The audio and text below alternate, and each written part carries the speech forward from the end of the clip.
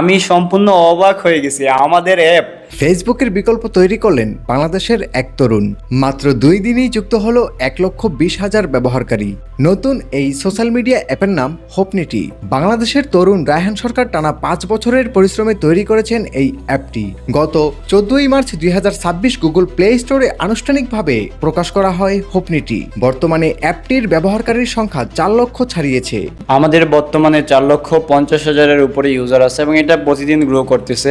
এত অল্প সময়ের মধ্যেই 4 লক্ষ ব্যবহারকারীর সংখ্যা নিয়ে হোপনিটি তৈরি করলো নতুন ইতিহাস। আমি সম্পূর্ণ অবাক হয়ে গেছি আমাদের অ্যাপ হোপনিটিতে 4.5 লক্ষাধিক ইউজার আছে। শুধু কম্পিউটারে থাকা অবস্থায় আমার বিশ্বাস হয়, এখান থেকে বের হইলে আমি মনে হয় স্বপ্নের ভিতরে আছি। এই অ্যাপে রয়েছে ফেসবুকের মতো পরিচিত অনেক ফিচার। অ্যাপটির প্রতিষ্ঠাতা রায়হান সরকার দাবি করেন এটা বিশ্বে একমাত্র সোশ্যাল মিডিয়া যেখানে রয়েছে অনেক ইন্টারেস্টিং ফিচার যা বর্তমান জনপ্রিয় সোশ্যাল মিডিয়ায় নেই। ক্রিয়েটরদের জন্য আমরা ডে 1-ই আর্নিংটা এনেবল করে দিচ্ছি। তারা তাদের কন্টেন্টের ডে 1 থেকে আর্নিং স্টার্ট করতে পারবে। তিনি আরও জানান সময়ের সঙ্গে এতে যুক্ত হবে আরও নতুন ও ইউজার ফ্রেন্ডলি সব ফিচার। বাংলাদেশের এক তরুণের এই উদ্যোগ এখন প্রযুক্তি অঙ্গনে তৈরি করেছে নতুন আলোচনা। প্রশ্ন এখন একটাই, ভবিষ্যতে কি ফেসবুকের শক্ত প্রতিদ্বন্দ্বী হয়ে উঠবে হোপনিটি?